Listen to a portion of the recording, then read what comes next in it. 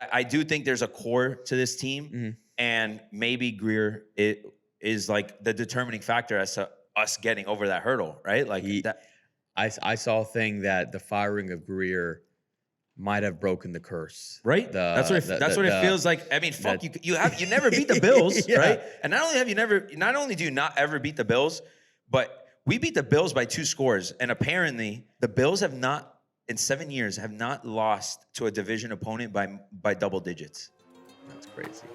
And I love that it was us.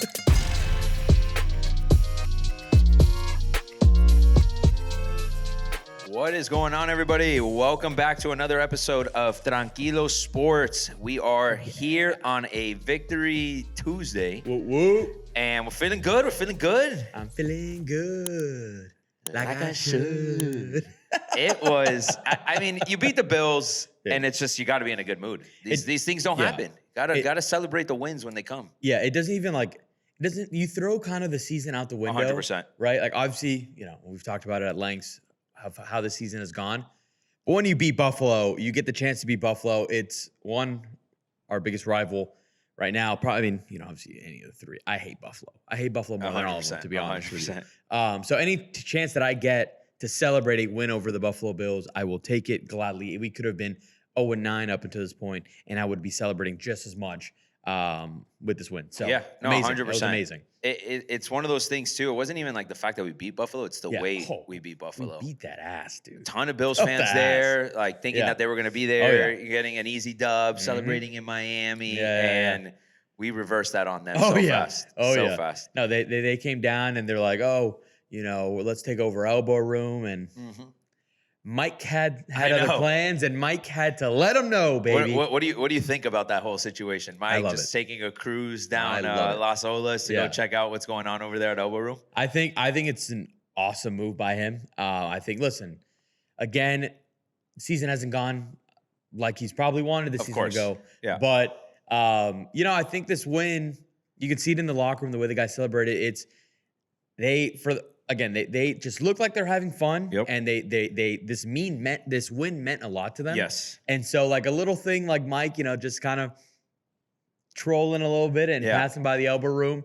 He didn't do anything crazy. He just drove by and kind of gave him a wink and nod, like, yeah, we just beat you. I thought it was awesome. I thought it was a fun thing. I know some people were like crying, like, "Oh, would Shula do this?" Like, no, dude, but like, just let him have fun, dude. Like, he lives in the area, wants to take a nice drive down the beach. Exactly. Remember that he's here in South Florida, and being able to soak in that 100%. And by the way, if Shula would have done that, I would have celebrated it just as much. You know what I mean? Like, if Shula's at elbow room, like fuck you, Buffalo. Yeah. Like, hell yeah, it's 100%. Fun. I think it's fun. It's a fun thing that he did, and it's nice to see him, have a little. He's his press conferences are definitely way more, I guess, tame than, some in the past, obviously, when we were winning. And it's fun to see him, have a little fun and get to enjoy this moment. Yeah. But hopefully it's not, it's something we can build off of. And yeah, but I had no problems with that. I thought it was a fun little thing. Absolutely. And you brought up something interesting, right? The locker room. Yeah. You're sitting at 2-7 going into this game. You just fired your GM, right? Your GM for a long time. The question is, like, what would this team, look like moving on through the rest of the season, right? And like, to your point, we haven't played well up to this point. Our record obviously doesn't, I don't think, do justice. We've been in a lot of close, in a lot of close games that we should have won on, on paper, depending how, the way those games kind of ended. But this team sitting at 2-6, you're going into Buffalo that is significantly better than us record-wise, right? And you're like, oh man, like the season's over, right? Yeah. And then you see how these guys react in the locker room, right? Because it's like, is Mike the guy? Is he the answer, a head coach? These guys seem to want to play for Mike, and them winning and then celebrating with Mike in the locker room, right? You see Achane, you see Jaylen Waddle jumping around Mike like that, right? Like, it was a sick scene to see, because we have been so depleted, not only as fans, but I'm sure in the locker room they've been depleted as hell. And then you see a guy like Jalen Phillips get traded, your GM get fired, and it's like, well, you guys, like, the season's over. Like, God knows what's going to happen to all of us. Waddle was in trade rumors too. Achane, obviously, Chubb, no way you were going to trade him. But, like, you're at the point is, like, it's rebuild, right? So you got to let everyone go who's really going to be a Dolphin anymore. Yeah. And here we are, playing against Buffalo, and we dominate in all phases of the game. Yeah. And then you see Weaver dabbing up Mike and chest bumping him. It was like it was such a big win, not only for like the players, obviously for the organization because you're beating your division rival. Yeah. But it was showing some sort of life that still exists in that locker room and them fighting for each other. Yeah. Which is great to see because you have no reason really to fight. I mean, you see other teams like the Jets and the Saints, they won this weekend too. Yeah. And you hear all this terminology of tank and tank and tank, right? When you're at this point of the season. But it's like, you have hope, right? And I'm not saying that we're going to go on a run and we can go make the playoffs. Maybe we can. I am. And we're going to get into that. We're going to get into that because I am bought in as we're always bought in. Yes. But more than anything, I saw that video in the locker room and it was like, okay, these guys clearly want to play. They want to play for Mike and they want to play in a way that they're like, hey, like there's still something here. For sure. No, I completely agree with you. And it's good to see too, because even like the last couple of weeks, like we've fought hard, right? But like there's a part of me like, man, did this team just like give up? But all the noise, like people were saying all the reports were like, this team has not quit on Mike. He has not lost the locker room. And I was like, really, really, man, like the way we've lost these games, like it seems so demoralized. We've got so much happening behind the scenes. This game proved, and that just the video of the locker room really proved that he still has that grasp on the guys. Like these guys are still fighting for him. They have, respect for him and he's doing all he can and to try to still win games, right? Absolutely. No one's trying to tank in that locker room. No. And the thing is too, it's like the way that the season has kind of played out, obviously we're in a very tough spot and we still have a long way to go. But like you mentioned, like so many of those games could have gone our way. So it shows that there is something in there. Yes. They just haven't been able to do it, but maybe this is like, this looked like a spark. Like this looked like a completely different team. Like even the games that we were in, we didn't look like this. Right. Like this is the best that we've looked all season. And it was just dominating. We were dominating a very good team. And by the way, we played them well the first time too. We did. I mean, you're talking about a Sealer, running into the punter play that could have altered the way that game goes and you win that game. So it's just exciting. It's fun, man. Obviously, I want to win. Like no matter what, like even like 100%. And the bad seasons and listen, I've said it myself. I'm like, man, like I'm already thinking of draft picks. But then like one game, I see like the potential of this team. We've always seen the potential in this team, and it's nice to see it come together in a way of again one of our biggest rivals and in a big game. Like that's one of the best teams. They're Super Bowl favorites going into that game, and we knocked them off a few pegs. And so that, I will always celebrate that. And absolutely. I'm ecstatic. Like I walked out of that stadium with just the biggest like shit-eating grin and like, like you know what I mean? It feels good to beat Buffalo. It feels good when your team's playing well. And I think that's been like the commonality behind this year, right? You look at the Falcons game as well. That was one of the games that we played complementary football across every single facet, and that's the number one pass defense in the NFL. And we were doing whatever we wanted in that game, right?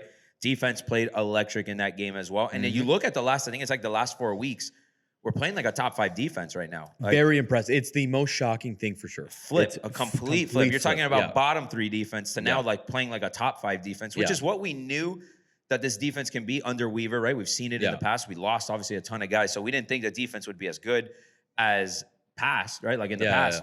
But we also didn't think it would be as bad as what we saw, especially when you thought, going into the season, Sealer, Chop. That front seven. Like everybody there on that line, Chubb, like we thought, okay, this team's going to be good. And now here we are seeing glimpses of it. And even guys, young guys coming up and making plays. Minka having a great game. Yes. Jordan Brooks is on a freaking tear right now. Yep. Freaking tear. So it's like you see these pieces on this team and you're like, there's something here, right? And I was having an interesting conversation this morning at the gym, right? And it was like, these are guys that Grier had bought in, right? These are guys that he drafted, traded. But is there something else that was maybe going on behind the scenes that like, okay, Grier got a couple guys here and there. He hit on a couple trades, a couple picks. But I think schematically of how he's tried to build a roster in the past and his priorities are what's screwed this team over in the the longevity of our struggles. But what maybe he's done well is picked a couple guys, and we could build off of that, right? You got Devon Achane, you got Patrick Paul. Tua is still Patrick Paul, good call because he's been great. He's been amazing. He's been great. Aaron Brewer, another guy that's been great, right? And then obviously you have guys like AJ and Daniels that have been hurt.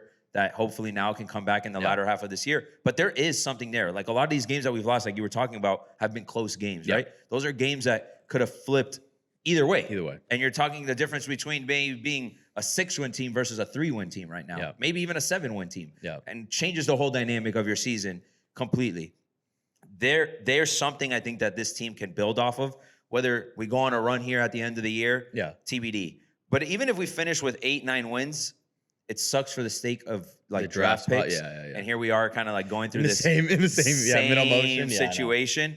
But I do think there's a core to this team. And maybe Grier is like the determining factor as to us getting over that hurdle, right? Like I saw a thing that the firing of Grier might have broken the curse, right? That's what it feels like. I mean, fuck, you never beat the Bills, right? And not only do you not ever beat the Bills, but we beat the Bills by 2 scores. And apparently, from my boy Chris, he told me this today, that the Bills have not, in 7 years, have not lost to a division opponent by double digits. That's crazy. And I love that it was us. I love it. Like, talk about breaking a curse. It's impressive. Yeah, no, that's what I'm saying. Like our curses might have been lifted with Grier. And by the way, we did let go of 2 more people today. Yes, I did see that on I don't have their scouting names. Department. On me, but 2 guys that, and actually I think the Dye Bar guys, I think Bobby might have tweeted about it. Grier had been here for 25 years, and these guys, same time, like 26 or 28 or something. Staff that we've had. You know, I know we're still making moves, but you know, I'm liking the direction, and I agree with you in terms of the core, right? Like, funny enough, I brought this up a couple weeks ago when we were actually with the Dye Bar guys in terms of like who would shock us in a trade or who should we trade, and I brought up should we think about trading Achane in terms of value wise, right? I want to punch that moron in the face, and by moron I mean myself, because I want to extend this guy for 30 years. Me too, man. He is give so him whatever good. the hell he wants. Whatever the hell he wants. He is so good, so electrifying. Like, God, man, and it's so like it's crazy because going into the season he was a little dinged up, and like it's like, man, he's his stature catching up to. This guy every week just tops himself. Buffalo knew we were running the ball in that point of the game twice, and he breaks 2 long runs in man. Complete obvious freaking running scenarios. He's so good. He's a guy that obviously you build around his explosive offense. You have Jaylen Waddle, you have Patrick Paul, you have Aaron Brewer, you have pieces, man. You have pieces. I still think Tua can be the guy with the right, infrastructure. We haven't invested in the offensive line in ways that I think we could. Have we drafted? Yes. God knows we've tried, right? Yeah. But I still think, and I think this goes back to that whole Grier thing, right? His mentality of like how to build the roster was one way, right? And he was fixated on. He got the stars. Ross writes paychecks whenever he wants to write paychecks. So it's not like we haven't tried, but I think schematically, and I think maybe that's part of this whole thing with like, with Mike and why Mike has stayed, is where Ross sees a vision where Mike still is that genius, right? That Ross we've seen. He calls good games, like we talked about in some of the games that we've lost. He's had a lot of good games. Like even the ones we've lost, he's called great games. Exactly. So you lean into that, right? But Mike on paper, right, is saying like, hey, I know I could figure this out, but we need this, and this. Yeah. Maybe him and Grier didn't really see eye to eye on a lot of those things, or said, hey, we could do it, but it's got to go this way, right? And I think maybe that could be the difference maker, where maybe Mike, we've seen it, like we were talking about with the players, is enough to win games. He could still figure out the Tua situation, right? And then now a GM comes in and it's like sees the vision of what Mike wants to do with this offense. Yeah, I agree with that. I also think that it could also just be a pivot in Mike, because now Mike, he's on year 4, right? Because to what I will give credit to Grier in the sense of in terms of the build, right? He went out to get guys that in the beginning fit Mike's system, right? The speed. Speed for sure. Right? And I think as we've gone, obviously we've learned that you can still be good with that, but you do need to build toughness, and the trenches are obviously very important. And they never had any focus in that in the beginning. Right. So I wonder if, obviously we need to pivot, to that, because our run, I mean, I agree with you in terms of like building around Achane. He's incredible. I do want to touch on Waddle as well, because I've been somebody who's been big on the Waddle side. I've always been a big Waddle guy. His one thing is, sometimes he does get, I don't know why he takes himself out all the time. Whatever, it's a little thing. We'll live with it. He's a wide receiver 1 in this league. Like, he is a wide receiver 1. Like, he continues to prove it. And And even when we had Reek, like people just forget how good he was because of, obviously Tyreek's greatness, right? And yes, like Waddle, had probably a little bit of a drop off last year in terms of like production compared to the year before, which he had a great year. But like now with Tyreek gone, like it's proving to everyone again that this guy is still a wide receiver 1 and why we drafted him so high. And he's been killing it. Like this, like even in the games that we do lose, like he's still like the bright spot. So 100%. him and Achane, like yes, those are pillars to build around. And obviously it starts with that offensive line. Yes. And then in terms of the Tua thing, I'm still not fully sold back on Tua. I am not. I get it. I get it. I am not. I still think we should draft a quarterback this year, whether it's using a first-round pick on it. It depends where we land. Probably not. But I do think we should have a rookie that's not a 7th-round pick. I think it's like maybe a first 3 rounders. I do. If the chips fall to us, I still think we should do it because we still have the option next year, right? The Tua option. Right. Tua's going to be our quarterback next year no matter what. Yeah, exactly. But there's the option at the end of that year that if we do, we do have to have a contingency plan. Yeah. Right? We absolutely still do. But, if we are able to build up the line again, right? And then obviously we still, as good as the defense is playing, there's still some missing pieces, but it's just impressive what Weaver's been able to do with that unit because like it feels like it was like every week we were losing a new person. Bro, no Chop and no Jaylen. Yeah.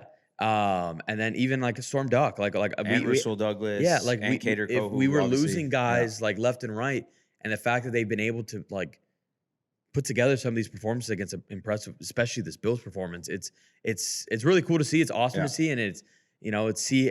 And at the end of the day, even if we don't make the run, right? Obviously, now it's like we have a few winnable games, right? But like it's a lot of these guys like experience, get them like you want to build that culture. Like it starts now when you're in exactly. You're kind of in the dumps, but like prove me who you are. Like show me what you have when we're down, and see how well we can do. Right? Can we do the run? Can we go on another run like we did a few years ago? Mm-hmm.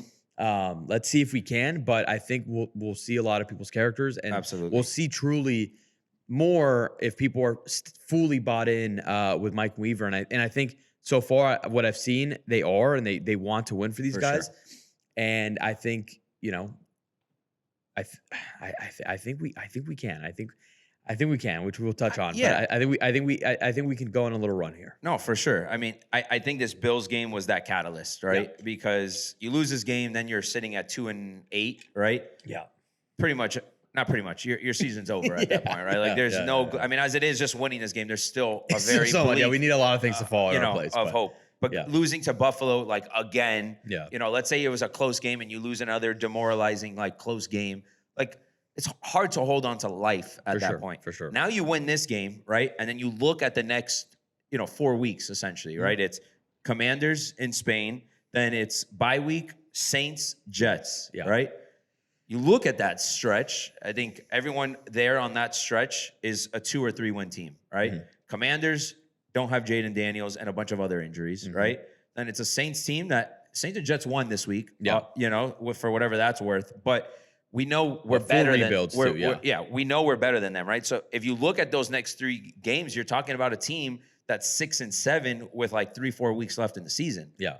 That brings a new sense of hope. And to your point is like, where is this team mentally and how much are they going to fight to give them that chance? Because if this team is legit, right? And this team is bought in Mike, and Mike is the guy and Weaver's the guy, and these pieces are bought in to play for those guys, you win the next 3 weeks without even a question. We'll be favored in all 3 too. So like these are the ones you have to take care of, and then you've got the last 4, which are in terms of opponents level, right? Is they're going to be harder games, but none of them that I think that if we're clicking on all cylinders, and we're on a run, and we're 4 games in, and we're seeing red, baby. We see the light at the end of the tunnel. It's like no one's getting in our way. Mm-hmm. 6 and 7 will create that feeling, though, for that team. I agree.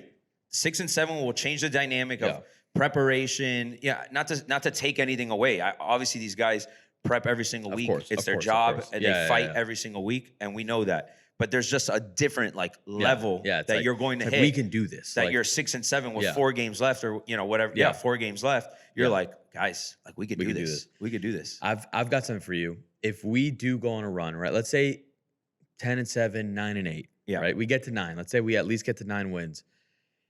Is Mike McDaniel the head coach next year? Yes.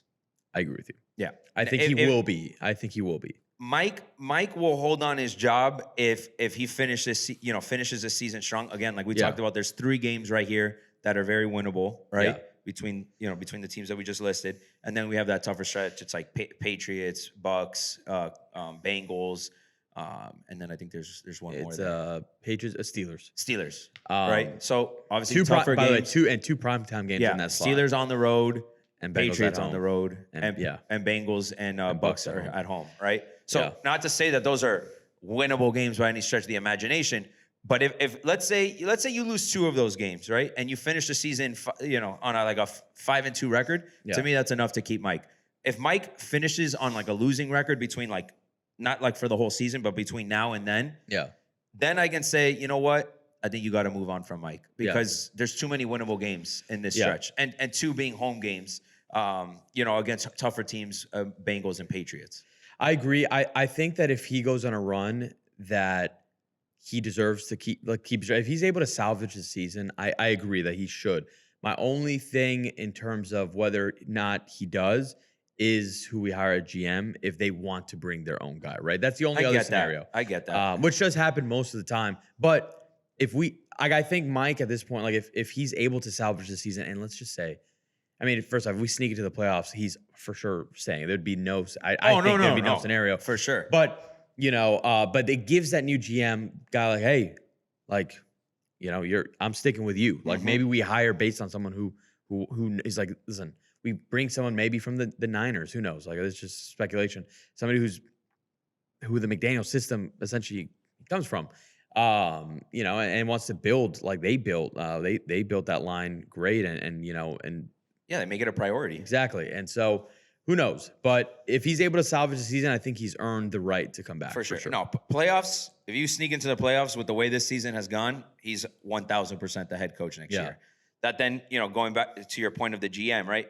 I think it also makes the GM job that much more appetizing, right? Because it's like, okay, you guys clearly have something here, right? You have players that are bought into Mike, that are willing to fight. And there's plenty of talent on the roster of 100%. Guys that we've listed across the board. So the GM is going to be like, okay, I kind of like this position, right? And if you want to run it with Mike, I'll run it with Mike. We'll have a discussion, like what does the quarterback situation look like? What's the priorities? Where have we struggled so that we can fix that and build off of what we had? The worst possible situation, though, is that if Mike doesn't close out this season strong, right?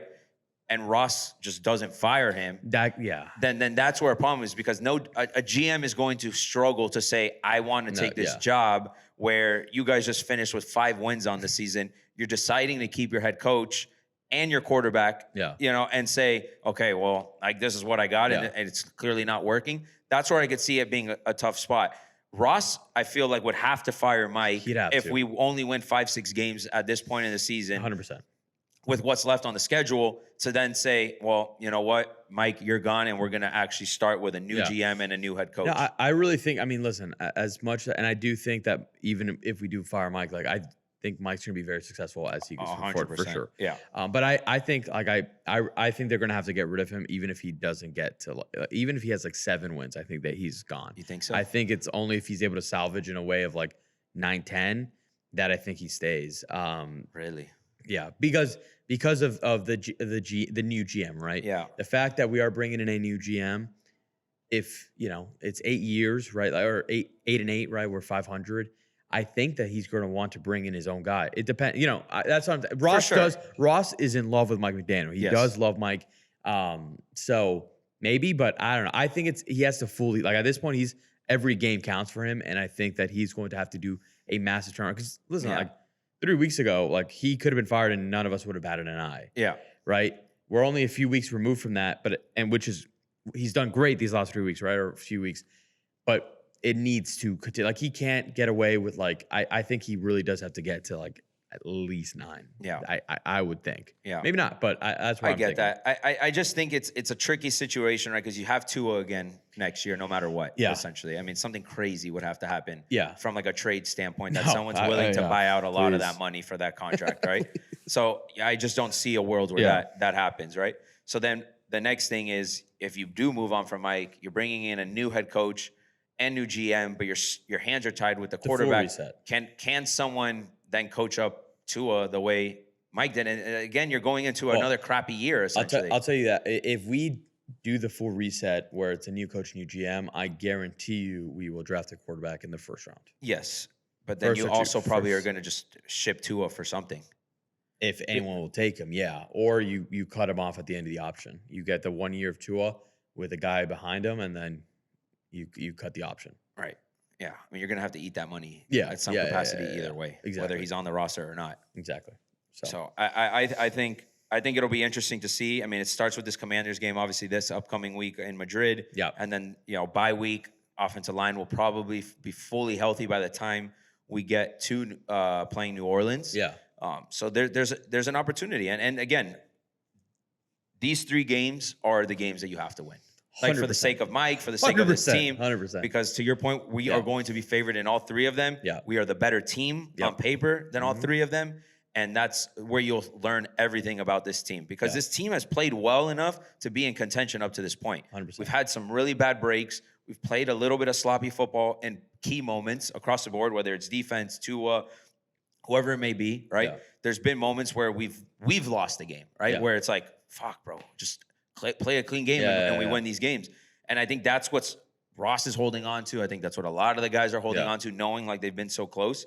But we're going to learn everything about this team, I think, the next 3 weeks. Whether 100%. We make the playoffs or not, I think just these 3 weeks will tell you everything about this roster and about this organization as where it stands right now to make the determining factors. I agree. Because you lose the next 3, then you got to fucking fire Mike. Yeah. Like, that's the way I look at that. I agree. I'm with you 100%. So tell me, what do we think about this Commanders game coming up this weekend? Give me a little game preview. We're going to be in Madrid. Yep. Which is dope. It is sick. I actually wanted to ask you this, but I'll touch on the game first. I'm excited. I'm with you. This is a must-win as must-win gets. We are a better team, and the Commanders are banged up, right? So realistically, we should be. We are favorites, and coming off a huge win, taking that momentum into this game is going to be huge. And so we should. I really do think we should take care of business, and I think we will. Like if I believe the hype and everything we've just talked about, and you see what you saw this post past game, Sunday. Yes, exactly. Like I expect us to win this game. Maybe not comfortably. I mean, the Commanders still will put up a fight, but we should win by 7 or 10. I will say this: the offense should have a day. I agree. Yes, and the defense too. I mean, the way the defense is playing, like I feel confident about the defense. It's what offense you're going to get. Yeah. But the Commanders rank 30th in points per game on defense and 30th in yards per game on defense. So with the way this offense is playing, we should expect an explosive day, a good clean game out of Tua and Achane, obviously to stay hot. Keep on. So I do think that we should win.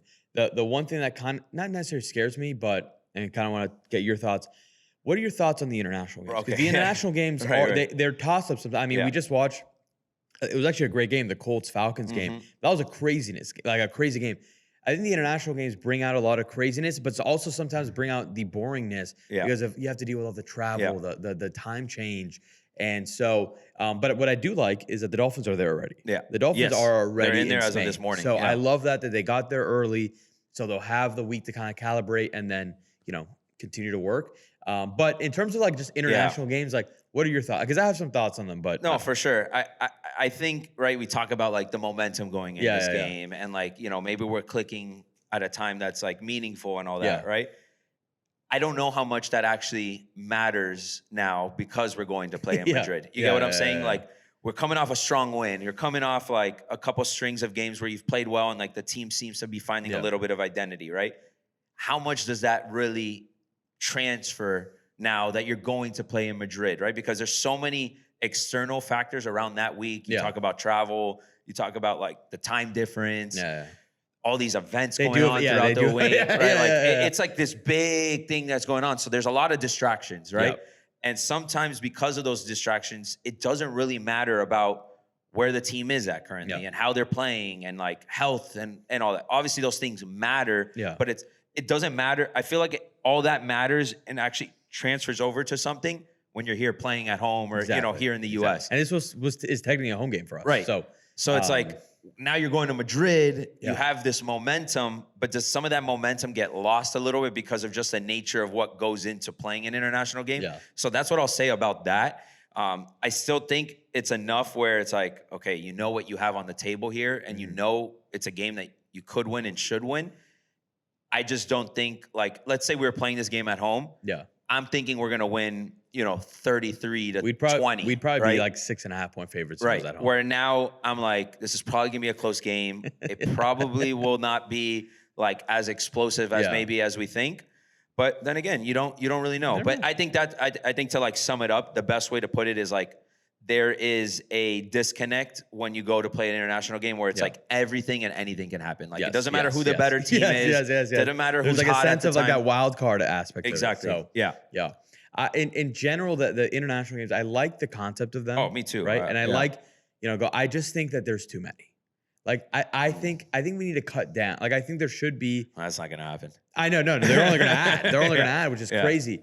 I think there just needs to be less. Like there's no reason that we need to play 4 games in London. Yeah, they can have 2. Yeah. Okay, let's remind them who's the better country. Right. I get that. I like the Spain. Like I like that we're going to new countries, right? Like the Spain one. Obviously, we have Spanish heritage, so it's sick. Like the Miami Dolphins are playing in Spain. And I would have loved to go to this game, but I just think there's too many. Yeah. Like the fact that we've had like 7 weeks in a row of international games is crazy. It used to be 3. We used to have 3 games. They were all in London. Yeah. Like we'd have like 2, 3, whatever spread out. Now there's like 4 in London, 1 in Berlin, 1 in Brazil, 1 in Spain. It's like, okay, like it's like I get why. Like you're growing the game, and I get it's cool. Like I get, but it's also just like some of these seems like, dude, there's somebody who had to stay in London. I think it was the Jags. No, it was the Vikings. Oh, the Vikings had to stay there for 2 weeks. That's crazy to me. Like that's it is nuts. crazy.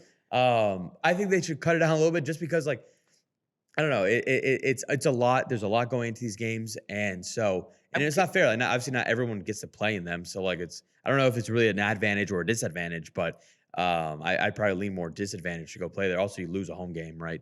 Right. I think one there's team that. Loses one. You lose a home game if like that would have been the game that you would have hosted. Yeah. I mean, I'm curious from like a player's perspective. Obviously, you have like the NFLPA. They vote on all this stuff. Like the players have a voice in like this decision making. I'm sure it's not like exactly. It's not like the NFL is like going rogue and saying, "Yo, like you're going here." Like I'm sure they talk to the Vikings, like, "Hey, we're thinking about doing this. Yeah. What's the best possible way to do it?" It's like, okay, well, you're going to play back-to-back weeks so that you don't have to travel back and forth 2 times in a year, and you're going to get the bye week after that, right? Yeah, I just like, for me, like if you're going to do it, you're going to expand to different countries, like then you just do 1 per. Like there's no reason to have 4 games in London. Yeah, there just really isn't. Like you can do the 2 games in London, Spain, Brazil. I think they're Mexico City. Mexico City. Yeah. So. Like it's cool, and I get the concept of growing the game, and it's awesome. I mean, for those markets, I get to see out there they love like it. It's sick. It's just like I don't know. Like I feel at that point you either go all in. Well, the one thing I will say, if we have a London team, that's going too far. That's too far. I feel like that's where it's going. I know, but can you imagine like having to? I just don't know how. I don't understand how logistically that becomes possible. No, that team that's crazy. Canada makes sense, like in the sense of. The MLB has a Canadian, like has multiple Canadian. Has one Canadian. NBA has Canadian teams. The NHL has 5 Canadian teams. Right. Canadian teams. So I can see that. I'm actually shocked that we have not played in Canada, to be honest. I guess they have the Canadian Football League, but like, no, but still, it's not the NFL. Yeah. So I don't know. I think that it's growing so fast. I think it needs to they need to control themselves and like because I think it makes it cooler. Like there's one Spain game, right? So there's one time you're focusing on Spain, as opposed to like the 5 games in London. It's like it's like, oh my God, I wake up, it's like, oh my God, there's another game on in London. Like at least it's cool. Like if you're going to a new place, it's like they can do stories around that like the culture there and stuff. When you're doing it like focusing on just one place and doing so many there, I think at that point, if you're gonna do so many games over there, spread them out. Like spread the wealth. Let's go to some new places. Yeah. So no, I get that. I don't know if they'll continue. I mean, unless London is like the the thing is they do, because we've started when they branched out to the international game, it started in London. So like they actually do. They're actually a huge Dolphin fan base because we played in London a lot. There's a big Dolphins fan base in London. I'm sure in Madrid there'll be a huge Dolphins fan base. And I do think at this point, I think like London is like they're Jaguars fans. So like the Jaguars have played in London, like 10 years in a row. Like everyone says like if there is going to be the London team, it's going to be the Jags. Yeah. Man, I'd be so pissed. No, but there's no way. My team moved to London though. Like, no, Duval's real. Duval fan base is real, and like they just invested a ton of money in the stadium. They're not going anywhere. So they're staying there. I don't know. We'll see. But yeah, I love the concept of it. I just want them to like almost diversify it. Like I want to see new places. That's why I love that we're playing in Spain. I think that's sick that we're the first team for sure playing in Spain. For sure. So I'd love to see like if you're gonna go full like international games, like let's explore. Like I want to try new ones. Yeah, no, so, I'm with you. I'm with you. But it's sick that the Dolphins are playing in Madrid. I'm hyped to see what like that crowd is going to be like. And they're playing the Real Madrid, the Bernabeu. Yeah, so I think exactly. I haven't been to the new one, but I went when I was living in Spain. Like I went there for the old stadium. It's the environment's sick. I mean, Madrid is an awesome city. So it's gonna be cool. It's gonna be dope. I'm sure the guys and love it, like a nice little like 9:30. You're waking up and football's on TV. Little brekkie. It's sick. It's sick. I do like the concept of waking up and like from 9:30 until 11 o'clock at night. There's football on. Really dominates the full day. Yeah, it's a whole day, bro. Because that game's over by 12:30. Yeah, exactly. You watch a little bit of like the transition of like the 1 p.m. games. Then you got 1 p.m. football till 8 p.m. when the Sunday night game kicks on, and then you've got football literally every single hour of the day. I love it. I love it. Awesome. So good. But yeah, let's see what the Dolphins can do this weekend. I think it's going to really lead off with the offense this week, honestly, because of how the Commanders set the tone. Yeah, are on defense right now. They're 30th ranked defense in the NFL, so the Dolphins should have a day on offense. And I think it's the same big three. It's Achane, Waddle, and Tua. Really. Yeah. Also, I do want to shout out Malik Watch. Yes, so he's stepping up. He's stepping up. He's stepping up. He's stepping up, and I like Deutsch, not Deutsch. The tight end. Yeah. He had a couple big plays. Yes. He was used more the week before, but he's been stepping up. Talking really quick about that too. I mean, since we've implemented that 6-man, on the line aspect, it's changed the dynamic of this offense. Like it's working really well. And I hope we obviously continue to run that because it's adding that different element of like being like physical breed of football, stacking the box, giving extra protection to Tua, adding extra protection in the running game, and it's paying off. So I really think that we could put up 30 on the Commanders this week. Oh yeah, me too. I really do. It should be fun. Total slam. Absolutely, 100%. Give me a quick score prediction for this weekend. I'm gonna go with you in the sense I do think we're scoring over 30. I'm gonna go 31. I'm gonna go 31-21. I like that. I was going to go 31-23. Nice. All right, let's go. 30. Yeah, 31-21, 31-23, or 31-23, son? Yeah, I got 31-23. Yeah. I like that. That means it's going to be, we're going to cover. It's going to be 31-22. Is that scoregami right there? Yeah, maybe. There are a few scoregamis this weekend, so. All right. Well, enjoy Madrid on Sunday. Yes. If you're out there, have a good time. Yes. If you're not out there, wake up early, watch the game, and hopefully we get another Fins dub this weekend. Oh, yeah. Just keep it rolling. It's so much nicer to do these after wins, man. I don't know how I could keep talking about the Dolphins when they keep losing because there's only so much to talk about when they're losing. At least when you win, you got something to hope on. And week to week, it feels good. So hopefully we can stack another one this weekend. Yep. Another one, and then another one. And another one. And another one. And 7 in a row, baby. Let's go. All right, guys. Peace.